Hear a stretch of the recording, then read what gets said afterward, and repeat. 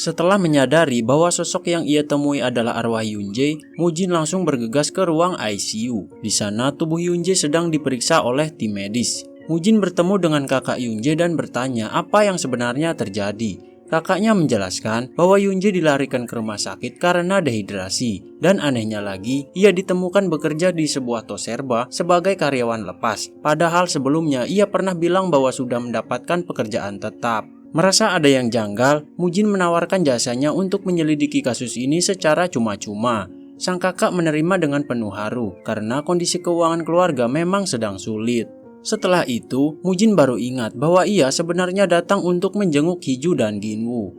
Saat ia menemui mereka, Hiju menjelaskan bahwa mereka sempat dirawat karena keracunan makanan, dan Mujin tak sempat bertemu dengan istrinya yang datang lebih dulu. Mujin lalu menceritakan soal Yunjae yang kini berada di ruang ICU. Ginwoo terkejut saat mendengar bahwa Yunjae bekerja di perusahaan Forsell, yaitu perusahaan yang terkenal karena pernah memutus kontrak pekerja baru tanpa alasan. Untuk mencari jawaban, keesokan harinya mereka bertemu rekan kerja Yunjae di toserba. Orang itu membenarkan bahwa Yunjae memang pingsan saat setelah mendorong 20 troli seberat 400 kilo secara terus-menerus yang memang dibebankan setiap harinya. Mujin dan timnya merekam aktivitas di sana sebagai bahan penyelidikan, tapi tiba-tiba seorang supervisor datang dan memprotes karena mereka melakukan perekaman tanpa izin. Supervisor itu berdalih bahwa pingsannya Yunjae adalah hal biasa akibat kelelahan kerja, dan jika ingin menyelidiki lebih lanjut, mereka harus izin ke kantor pusat. Di sisi lain, arwah Yunjae terlihat masih berkeliaran. Ia melihat keponakannya yang merupakan satu-satunya sosok yang ia cintai sepenuh hati. Ia merasa bersalah karena belum bisa menepati janjinya untuk memberi hadiah ulang tahun dan mengajaknya bermain. Mujin akhirnya menyampaikan kepada kakak Yunjae bahwa Yunjae sebenarnya tak pernah mendapat pekerjaan tetap seperti yang dikatakannya. Semua itu dilakukannya untuk menutupi kegagalannya. Sang kakak terkejut dan semakin sedih. Tak lama kemudian, kondisi Yunjae memburuk dan ia harus segera dioperasi.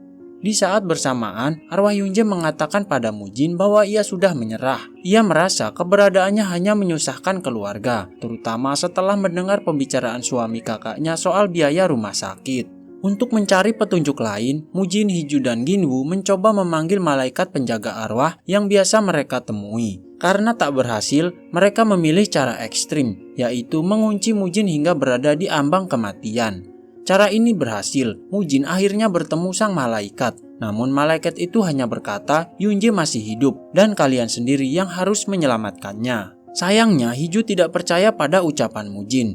Ia mengira Mujin hanya mengarang cerita. Sampai akhirnya mereka mendapat informasi dari teman Yunjae bahwa dalam sehari, Yunjae bisa berjalan hingga 43.000 langkah, yang mana itu merupakan beban kerja yang luar biasa. Maka keesokan harinya, Ginwoo menyamar sebagai pegawai di toserba, menyelidiki langsung situasi di lapangan sambil merekam aktivitas mereka. Di sana terjadi insiden, seorang pelanggan menuduh Ginwoo membuat mobilnya lecet, padahal kenyataannya dialah yang menabrak troli itu sendiri. Beruntung semua kejadian terekam kamera dan membuat orang tersebut malu dan pergi.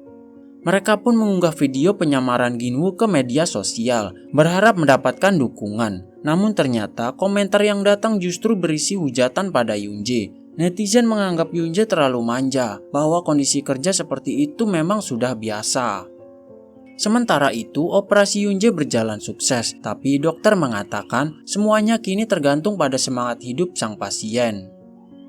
Mujin dan teman-temannya lalu pergi ke rumah Yunjae dan menemukan bahwa ia adalah pribadi yang cerdas dan rajin. Terbukti dari hasil ujian kerjanya yang sempurna. Mereka pun mencari saksi lain yang mengenal Yunjae. Salah satu rekan lamanya dari SPBU bersedia membantu, memberikan testimoni yang menyentuh hati. Akhirnya perusahaan tempat Yunjae melamar sebelumnya memberi klarifikasi dan bahkan bersedia menanggung biaya rumah sakit. Banyak dukungan mulai berdatangan, termasuk dari keluarga dan keponakan yang sangat ingin Yunjae bangun kembali.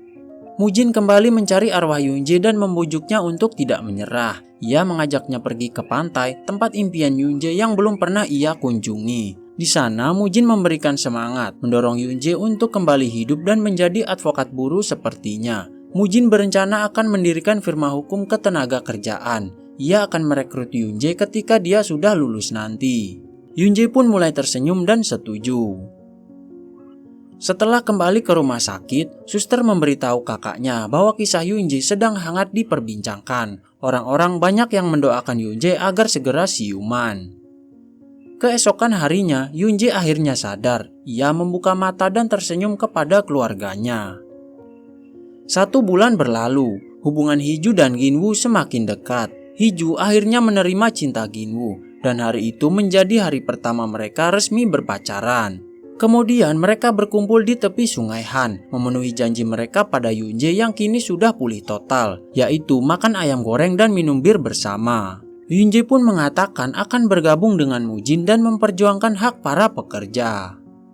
Mereka menutup hari itu dengan bersepeda bersama, tapi tiba-tiba Mujin melihat sosok sang malaikat yang sedang bersepeda di dekat mereka. Ia langsung menyuruh Yunje untuk mengejarnya. Episode kali ini pun selesai. Nantikan episode selanjutnya hanya di RTS Cinema.